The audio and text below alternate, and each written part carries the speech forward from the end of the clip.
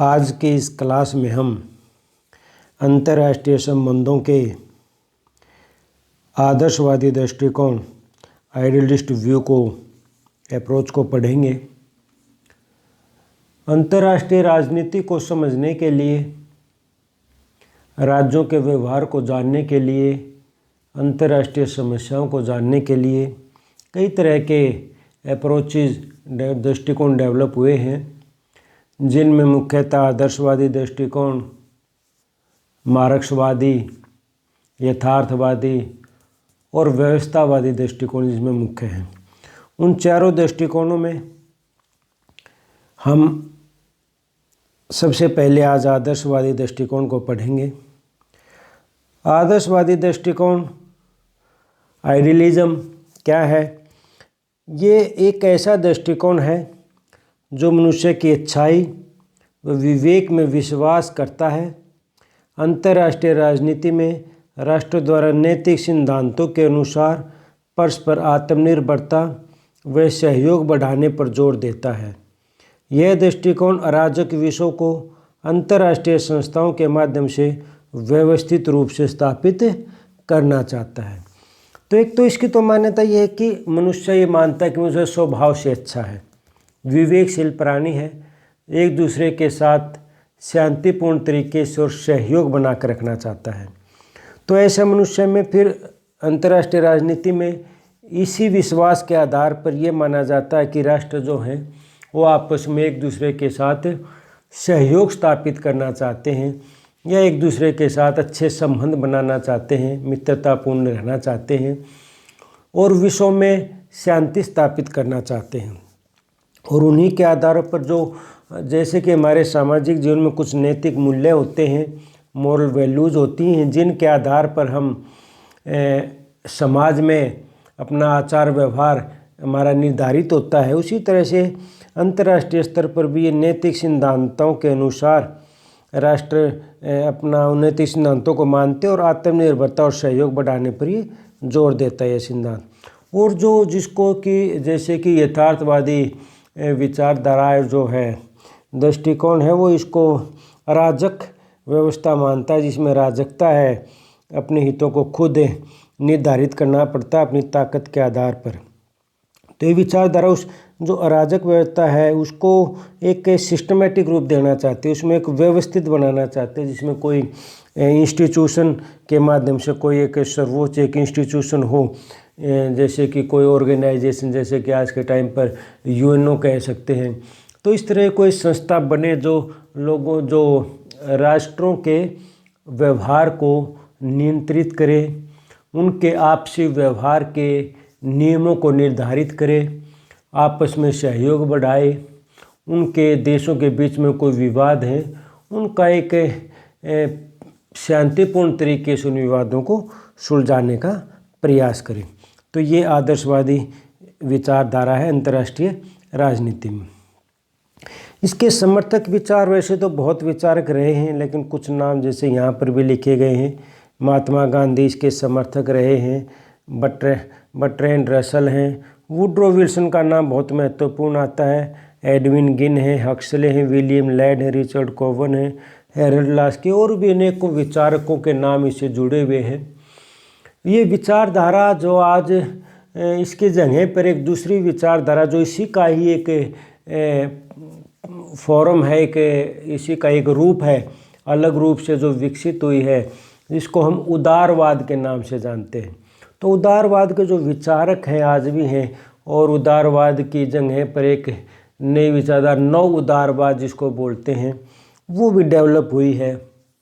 वो सभी आदर्शवादी सिद्धांतों के ही अनुसार वो काम करते हैं, उन्हीं के अनुसार विचारधारा चलती है।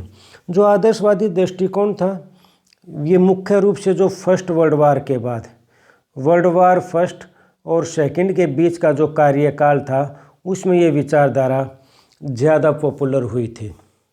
हालांकि पॉलिटिकल फिलॉसफी में तो हम प्लेटो के विचारों से ही आदर्शवादी विचार हमें देखने को मिलते हैं, लेकिन एक अंतर्राष्ट्रीय राजनीति में जो राष्ट्रों के व्यवहार को समझने के लिए या सहयोग स्थापित करने के लिए जो एक दृष्टिकोण दिया गया था वो मुख्य रूप से हम कह सकते हैं कि फर्स्ट वर्ल्ड वार के बाद ही वो अप्रोच डेवलप हुई थी।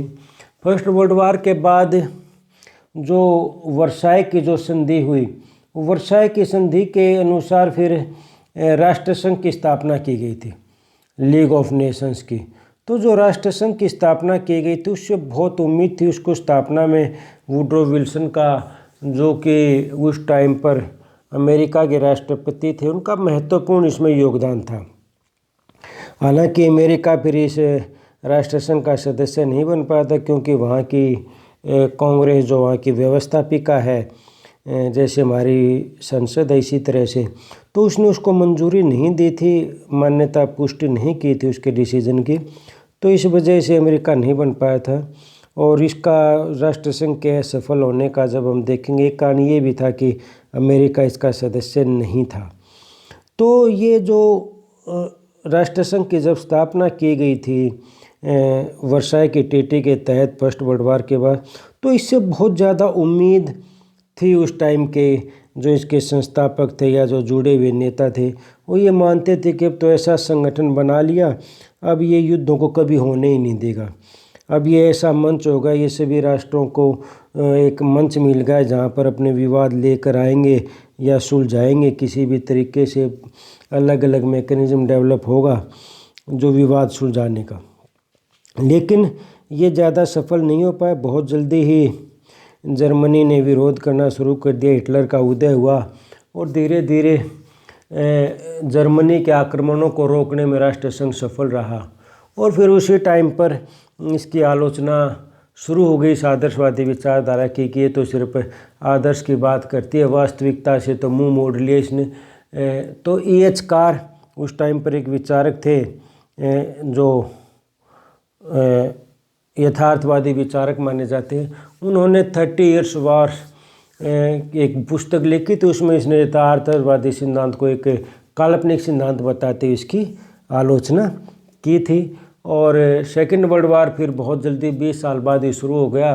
तो फिर आदर्शवादी विचारधारा को और फिर जो खोखलापन था सामने आया, भी ये तो विचारधारा जिन आदर्शों पर टिकी है उनसे ये युद्ध रोकने में या व्याख्या करने में, युद्ध के कारण बताने में सफल नहीं रही है। तो फिर ये विचारधारा ज़्यादा लोकप्रिय नहीं हुई। फिर इसकी जगह पे हालांकि फिर लिबरलिज्म यानी कि उदारवाद की विचारधारा पॉपुलर हुई, जो आज भी चलती है। अब इसके बाद कि ये विचारधारा किन मान्यताओं पर आधारित है, इसकी कुछ बेसिक मान्यताएं हैं जो मानते भी ये हैं, उन्हीं के आधार पर ये विचारधारा डेवलप हुई है। इसका जो सबसे पहला मान्यता है इस विचारधारा की, वो मान्यता है कि उदार मानव स्वभाव, ये मानव स्वभाव को उदार मानती है। कुछ विचारक मानव स्वभाव को बहुत स्वार्थी या निष्ठुर या हिंसावादी इस रूप में देखते हैं, जैसे कि हॉब्स या मैकियावेली ने देखा है पॉलिटिकल फिलॉसफी में। और कुछ विचारक इसको बहुत दयालु, परस्पर सहयोगी या शांति प्रिय इस विचार में देखते हैं, जैसा कि अपने विचारों में लॉक ने देखा है। तो ये जो अलग अलग विचार हैं, इनमें हालांकि मनुष्य के स्वभाव में दोनों बातें देखने को मिलती हैं। उसमें कुछ स्वार्थी भाव भी होता है और कुछ परोपकार का भाव भी होता है, दोनों होते हैं। लेकिन ये विचारधारा मुख्य रूप से उसको उदार मानती है और उन्हीं विचारों के आधार पर मानते हैं, क्योंकि अंतर्राष्ट्रीय राजनीति में भी जो देशों की तरफ से निर्णय लिए जाते हैं वो किसी न किसी व्यक्ति द्वारा ही लिए जाते हैं। और जब उसका स्वभाव उदार होगा तो फिर दूसरे देशों के साथ युद्ध की बजाय मैत्री रखना है, दूसरे देशों के साथ अच्छे संबंध रखना, मित्रतापूर्ण संबंध डेवलप करना, एक दूसरे की मदद करने में ज़्यादा विश्वास करेगा।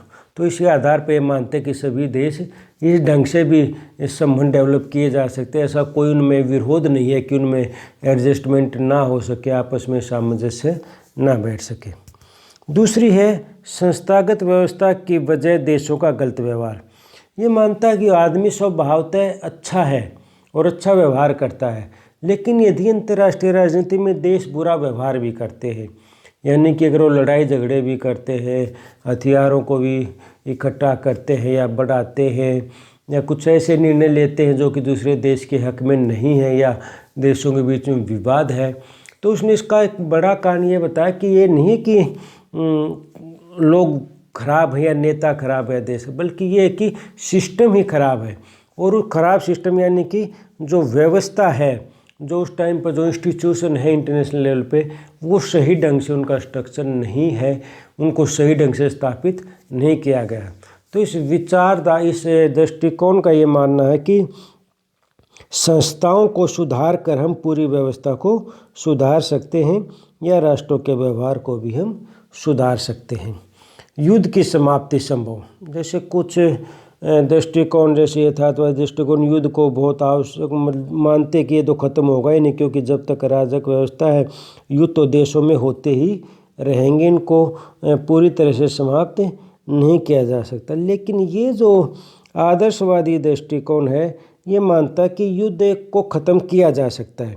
युद्ध को एक तो सबसे बुरी चीज़ मानता है कि अंतर्राष्ट्रीय संबंधों में कोई सबसे बुरी चीज़ है तो युद्ध है, जिसकी वजह से बहुत ज़्यादा लोगों की जानें जाती हैं, बहुत ज़्यादा बेघर होते हैं, अपाहिज होते हैं और संपत्ति को नुकसान पहुंचता है। तो युद्ध नहीं होने चाहिए।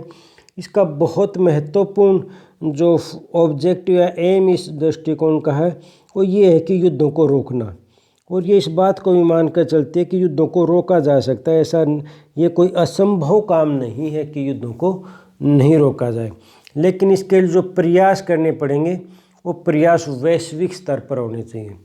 एक देश या दो देश युद्ध नहीं रोक सकते। इसको युद्धों को रोकने के जो प्रयास होने चाहिए या आपस में सहयोग बढ़ाने के जो प्रयास होने चाहिए वो प्रयास है वो वैश्विक स्तर पर होने चाहिए, ग्लोबल लेवल पर होने चाहिए।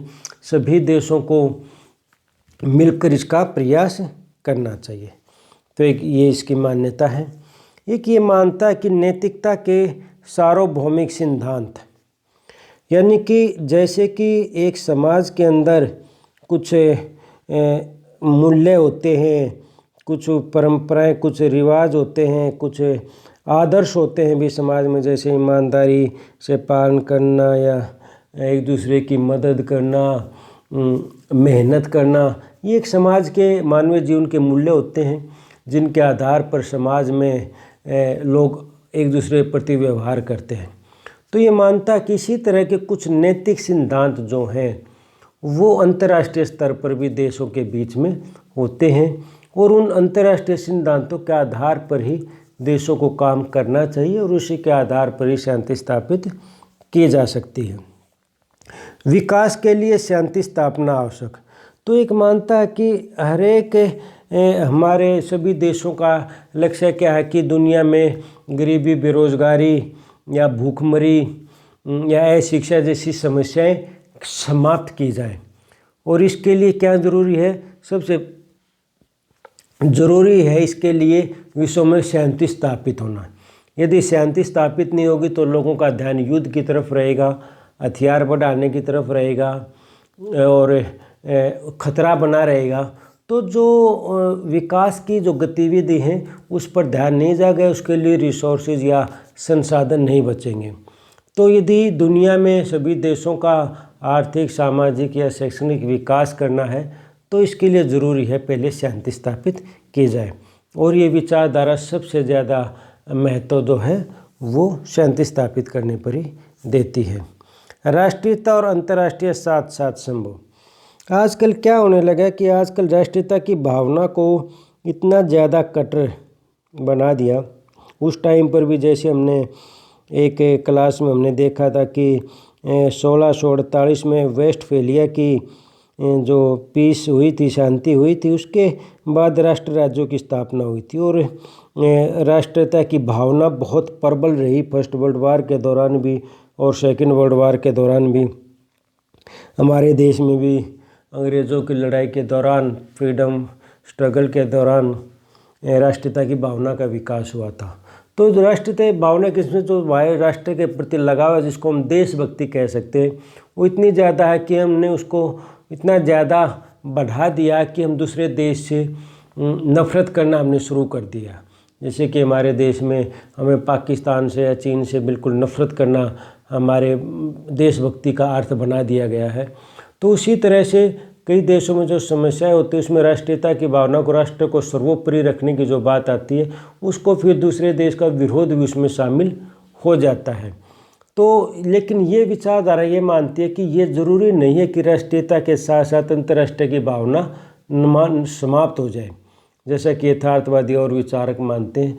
तो ये कहते हैं कि राष्ट्रीयता की भावना भी बनी रह सकती है और अंतर्राष्ट्रीयता की भावना भी बनी रह सकती है, यानी कि बिना राष्ट्रीयता को समाप्त किए भी अंतर्राष्ट्रीयता की भावना को बनाए रखा जा सकता है, यानी कि दोनों एक दूसरे के विरोधी नहीं हैं। तो ये आदर्शवाद की मान्यताएं हैं जिन पर ये सिद्धांत ना ये अप्रोच अपने कुछ विश्लेषण करती है अंतर्राष्ट्रीय समस्याओं का या देशों के व्यवहारों का, और उससे संबंधित फिर अपने सुझाव भी देती है कि किस इन समस्याओं का क्या समाधान हो सकता है या कैसे अंतर्राष्ट्रीय राजनीति को समझा जा सकता है। सबसे पहले तो ये अंतर्राष्ट्रीय संस्थाओं को बहुत महत्व देती है। ये कहती है कि दुनिया में एक तो कारण ढूंढती है कि जो विवाद होते हैं, जो लड़ाई झगड़े होते हैं या कन्फ्लिक्ट होते हैं, युद्ध होते हैं, उसका एक बहुत बड़ा कारण ये है कि कोई ऐसी सर्वोच्च संस्था नहीं है जो जहाँ पर लोग अपने समस्या, जहाँ पर देश अपनी समस्याओं का समाधान कर सके या जो देशों पर कोई अंकुश लगा सके उनके गलत व्यवहार पर या युद्धों को रोकने की किसी में ताकत होनी चाहिए। तो उसके लिए कहती है इसके लिए अंतर्राष्ट्रीय संस्था यानी कि बड़े स्तर पर कोई संगठन होना चाहिए देशों का, और जिसको ये शक्ति दी जानी चाहिए कि वो राष्ट्रों के व्यवहार को नियंत्रित कर सके। उसके माध्यम से एक तो व्यवहार के नियम निर्धारित किए जा सकते हैं कि देश कैसा व्यवहार करेंगे। कोई देश किसी देश पर हमला करता है उसको रोका जा सकता है, किसी देश को किसी चीज़ की आवश्यकता उसकी मदद की जा सकती है। तो ये संस्था शांति स्थापित करने में या विश्व के देशों के व्यवहार को रेगुलेट करने में, नियंत्रित करने में या विश्व की बहुत सारी समस्याओं का हल करने में एक महत्वपूर्ण जो रास्ता देखती है अंतर्राष्ट्रीय संस्थाओं का या अंतर्राष्ट्रीय संगठनों का, जिसके माध्यम से इन विवादों को सुलझाया जा सकता है। दूसरा ये आइडियोलॉजी, ये जो है दृष्टिकोण है आदर्शवादी, ये सार्वभौमिक नैतिक सिद्धांतों को बहुत मान्यता देता है। ये कहता है कि देश यदि नैतिक सिद्धांतों का पालन नहीं करते हैं, मॉरल प्रिंसिपल्स को फॉलो नहीं करते, उनका अनुसरण नहीं करते हैं, तो वैसी स्थिति में फिर लड़ाई झगड़े लाजमी हैं। और विवाद जो दुनिया में है बहुत ज़्यादा, उन विवादों का बहुत बड़ा कारण ये है कि राष्ट्र जो हैं वो नैतिक सिद्धांतों को मान्यता नहीं देते या नैतिक सिद्धांतों के अनुसार वो आचरण नहीं करते, व्यवहार नहीं करते। तो उसके लिए कहते कि सार्वभौमिक नैतिक सिद्धांत होने चाहिए और देशों को उन्हीं के अनुसार ही पालन करना चाहिए। युद्ध पर कानूनी नियंत्रण, यानी कि युद्ध रोकने के कोई ऐसे नियम होने चाहिए जिसके आधार पर ऐसे कानून बनाए जाने चाहिए तो युद्धों में कैसे व्यवहार करना है, युद्धों को रोका जा सकता है। तो लीगल एस्पेक्ट इसको बात करता है कि कोई अंतर्राष्ट्रीय संस्था बने और ऐसे के लिए कोई ऐसा अंतर्राष्ट्रीय स्तर पर कोई कानून बनाए जो सभी देशों के ऊपर लागू हो।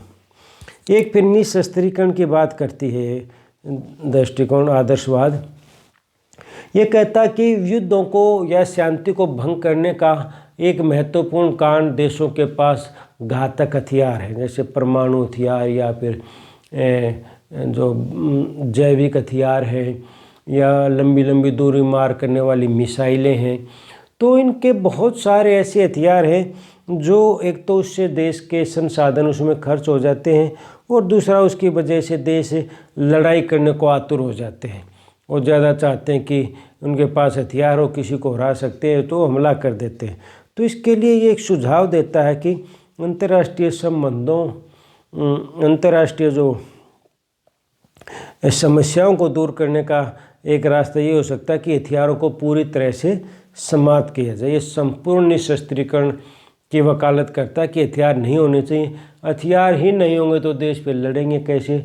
तो उससे बहुत सारे युद्धों को या बहुत सारे विवादों को निपटाया जा सकता है। विश्व की बहुत सारी समस्याओं को दूर किया जा सकता है, क्योंकि उससे फिर देशों में लड़ाई झगड़े नहीं हो तो सहयोग बढ़ेगा और संसाधनों की बचत होगी। तो उस आधार पर वो इनका समस्याओं को सुलझा सकते हैं। लोकतंत्र का प्रसार एक होती है कि लोकतंत्र शांति सिद्धांत भी स्थापित किया गया अंतर्राष्ट्रीय राजनीति में। इसका ये कहना है कि सामान्यतः ये देखने में आया है कि जो लोकतांत्रिक देश है वो आपस में युद्ध नहीं करते। हालांकि ऐसा नहीं है कि इसका अपवाद भी देखने को मिल जाते हैं, लेकिन सामान्यतः ये है कि लोकतांत्रिक देशों के बीच में युद्ध नहीं होते।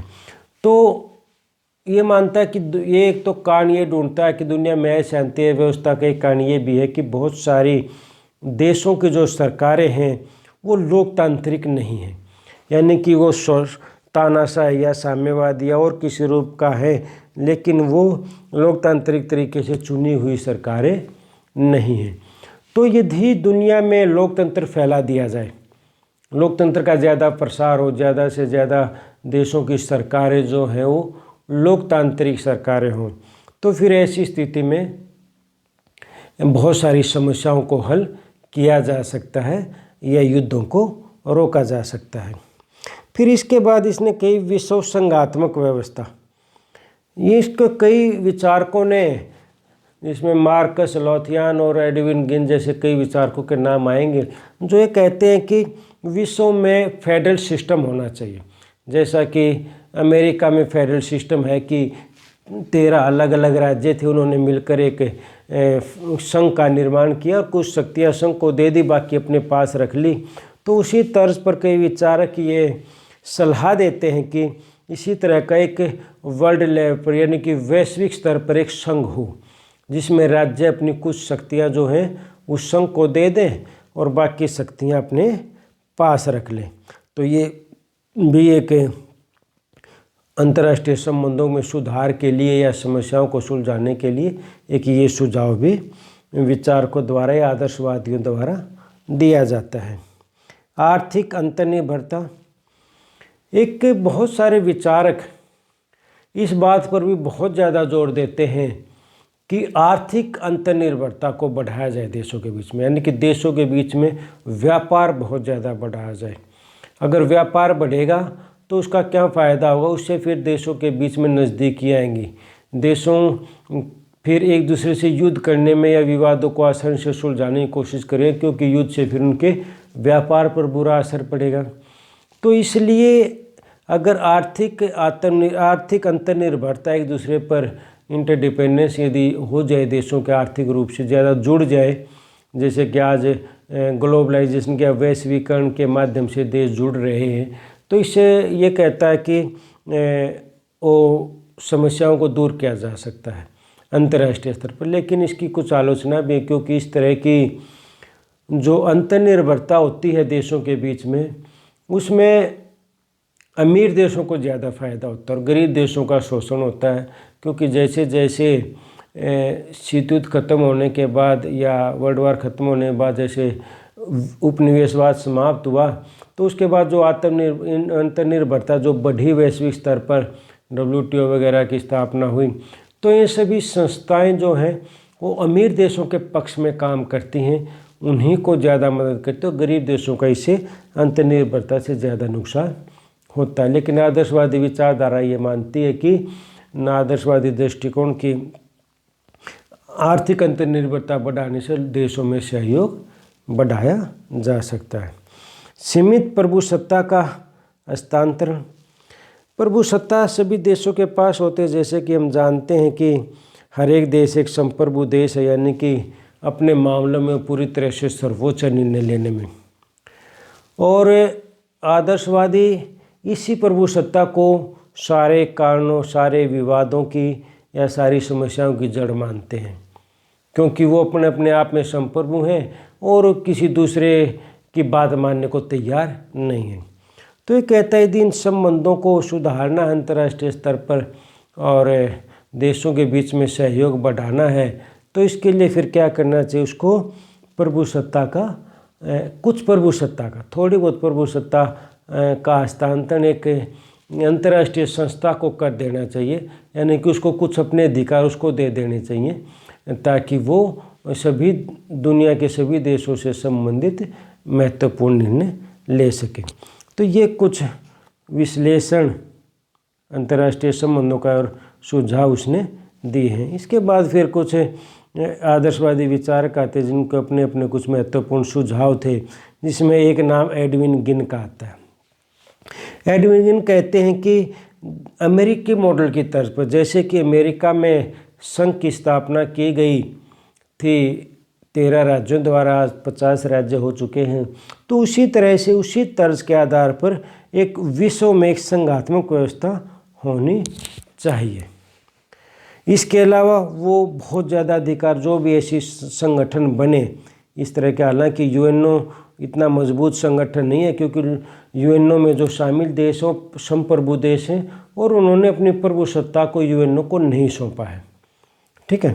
इसके अलावा अंतर्राष्ट्रीय सुप्रीम कोर्ट है, अंतर्राष्ट्रीय कार्यपालिका है, अंतर्राष्ट्रीय विधायिका है, ये होने चाहिए। इसने सुझाव दिया एडविन गिन ने कि उस संस्था के पास जो भी बनेंगे उसका अपना सुप्रीम कोर्ट होना चाहिए, जो देशों के बीच में विवादों को सुलझा सके और उनको निर्णय को लागू कर सके। है तो आज जैसे यूएनओ के पास भी एक अंतर्राष्ट्रीय न्यायालय है, लेकिन उस न्यायालय की अपनी सीमाएं हैं। देशों की मर्जी के बिना उसमें मुकदमे नहीं चल सकते। जिस देश के खिलाफ मुकदमा चला है उसकी सहमति भी होनी चाहिए, और जो न्यायालय जो निर्णय देता है उनको भी लागू करवाने की कोई शक्ति जो है वो अंतर्राष्ट्रीय न्यायालय के पास नहीं है। वो देशों पर निर्भर करता है कि मानते हैं कि नहीं मानते। हाँ, गरीब देश, कोई कमज़ोर देश होगा उस पर थोड़ा दबाव डाला जा सकता है, लेकिन यदि कोई फैसला ब्रिटेन, अमेरिका, चीन के खिलाफ आता है तो फिर उसको लागू करना मुश्किल हो जाता है और नहीं लागू हो पाते ऐसे निर्णय। लेकिन ये सुझाव एडविन गिन जो देता है वो एक सुप्रीम कोर्ट, जैसे हमारे सुप्रीम कोर्ट के ऑर्डर मान्य हैं और उनको लागू करने के लिए सरकार है, तो उसी तरह से इसके फैसले भी लागू होने चाहिए जो अंतर्राष्ट्रीय स्तर पर कोई संघ बने, उसकी अपनी कार्यपालिका हो, विधायिका हो, और उसके अलावा एक और कदा पुलिस बल भी हो। हालांकि इंटरपोल नाम की संस्था आज भी है, इंटरनेशनल पुलिस इसको बोलते हैं, लेकिन उसके अधिकार काफ़ी सीमित हैं। देशों की सरकारों की सहमति के बिना वो कहीं नहीं जांच कर सकते, कोई कार्रवाई नहीं कर सकते। लोगों के बीच में वैश्विक नागरिकता की भावना विकसित की जानी चाहिए, जैसे कि राष्ट्रीय नागरिकता है, हम देश के नागरिक, हमारा देश के प्रति लगाव है। तो एडविन गिन का ये कहना है कि इसी तरह की भावना जो है वो अंतर्राष्ट्रीय स्तर पर भी डेवलप की जानी चाहिए देशों के लोगों के बीच में, ताकि उनका दुनिया के प्रति, दूसरे देशों के लोगों के प्रति भी अपनी एक भाईचारे की भावना उनमें डेवलप हो। तो ये सुझाव दिए थे एडविन गिन ने।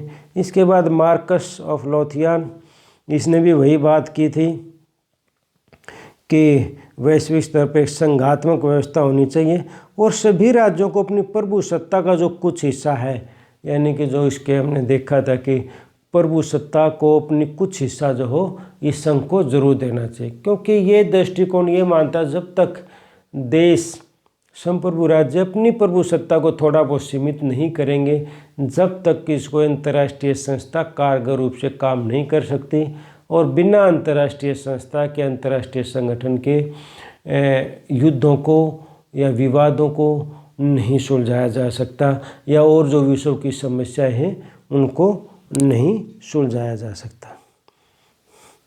अब कुछ आलोचना इसकी आती हैं अंतर्राष्ट्रीय आदर्शवादी दृष्टिकोण की। एक तो इसकी जो बहुत सारी जो मान्यता हमने पढ़ी, जिन मान्यताओं पर आधारित, तो पूरी तरह से सही नहीं है। यानी कि इसने एक पक्षी बात कही है, मनुष्य के सिर्फ अच्छे स्वभाव को देखा है या देशों के बीच में सहयोगी भावना को देखा, जबकि विवाद भी होते हैं और ये समस्याएं इतनी आसान नहीं होती। तो इसकी मान्यताएं हैं वो सही नहीं है पूरी तरह से, कुछ हद तक सही हो सकती हैं। एक यह दृष्टिकोण वास्तविकता से परे है, जिसको व्यवहार में लाना संभव नहीं। ये बात करता है, ये जिस आधार पर फिर इसकी एचकार जैसे विचारकों ने आलोचना की थी, वो एक महत्वपूर्ण बात ये भी थी कि दुनिया में क्या हो रहा है, वो इस बात की उसको परवाह नहीं है। देश क्यों लड़ रहे हैं, क्या बात हो रही है, वो परवाह इस बात की ये होना चाहिए। वो आदर्श में जीता कि जैसे दुनिया में भ्रष्टाचार मिटना चाहिए, जैसे हम कह सकते हैं भ्रष्टाचार मिटना चाहिए, सभी अफसर ईमानदार होने चाहिए, कोई करप्शन, कोई लोगों को ईमानदारी से काम करना चाहिए, सभी एक दूसरे का सहयोग करना चाहिए। लेकिन ऐसा सोचने से या ऐसी सलाह देने से नहीं होता।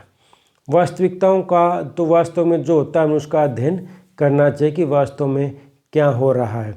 तो ये वास्तविकता को छोड़ देती है और आदर्श में जीती है कि ऐसा होना चाहिए, उस पर जोर देती है ये दृष्टिकोण।